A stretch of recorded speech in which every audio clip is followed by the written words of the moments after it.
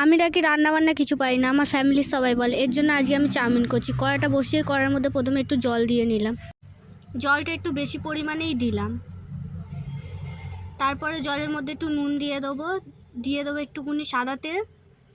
জলটা যতক্ষণ ফুটবে ততক্ষণে আমরা ওদিকে গিয়ে পেঁয়াজগুলো কেটে নেব। পেঁয়াজগুলো কাটতে কাটতে আমার চোখ দিয়ে জল বেরিয়ে এলো। পেঁয়াজের খোসাটা ছাড়াতেই পাচ্ছিলাম না, শেষমেশ ছাড়িয়েই ফেললাম।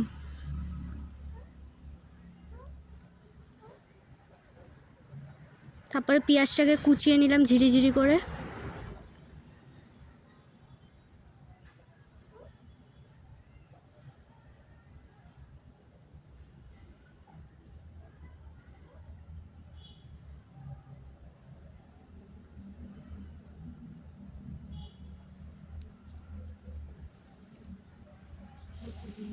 লাস্টের পেঁয়াজটা যখন কাটছিলাম তখন আমি চোখ দুটোকে বন্ধ করে কাটছিলাম। চোখ দিয়ে আমার জল বেরিয়ে যাচ্ছিলো, ঝাঁঝে চোখ পুরো জ্বালা করছিল।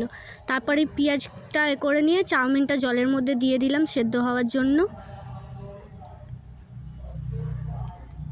চাউমিনটা জলের মধ্যে দিয়ে খুব ভালো করে নাড়ছি যাতে ভালো করে সেদ্ধ হয়ে যায় চাউমিনটা। চাউমিনটা সেদ্ধ হয়ে যাওয়ার পর আমরা একটা ফুটো থালার মধ্যে চাউমিনটাকে নামিয়ে নিলাম।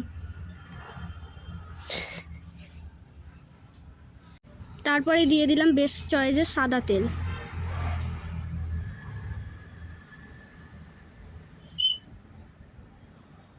তেলটা গরম হওয়ার সঙ্গে সঙ্গেই আমরা পেঁয়াজ আর লঙ্কা কুচিটাকে দিয়ে দেবো। দিয়ে ভালো করে নেড়ে নেব।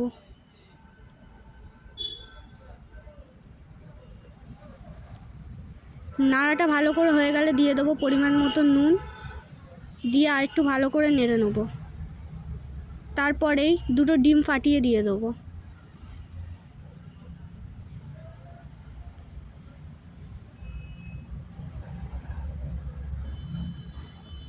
ডিমগুলো দেওয়ার পর একটু ভালো করে নেড়ে নেব যতক্ষণ না ডিমটা একটু শুকনো শুকনো হয়ে যাচ্ছে।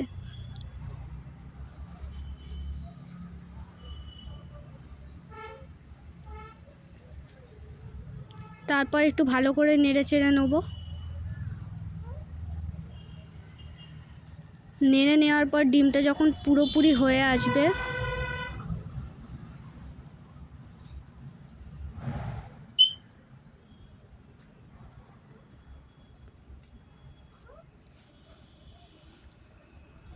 তারপরেই আমরা সিদ্ধ করা চাউমিনগুলো একটু একটু করে দিয়ে দেবো। ভালো করে চাউমিনটাকে ছড়াবো যাতে কোনো জায়গায় গোটা না থাকে কিংবা দানা শক্ত হয়ে না থাকে। চাউমিনটা দিয়েই আমরা একটু ভালো করে নেড়ে নেব। ভালো করে নাড়াচাড়া করে ডিম পেঁয়াজ সব একসাথে মিক্স করব।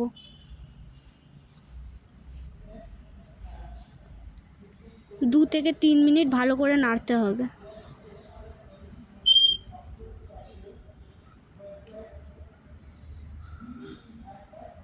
তারপরে ভাজা ভাজা হয়ে গেলে তারপরে পরিমাণ মতো রেড চিলি সস দিয়ে দেবো।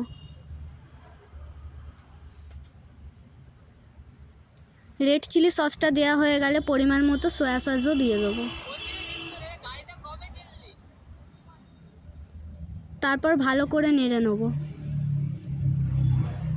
ভালো করে নেড়ে চেড়ে সসটা আর চাউমিনটাকে একসাথে মিক্সিং করব।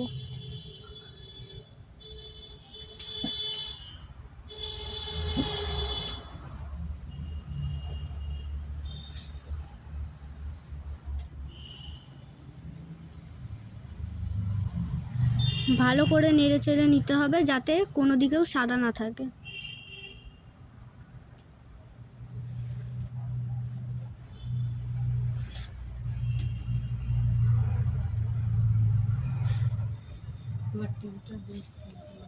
এবার হয়ে গেল আমাদের চাউমিন রেডি।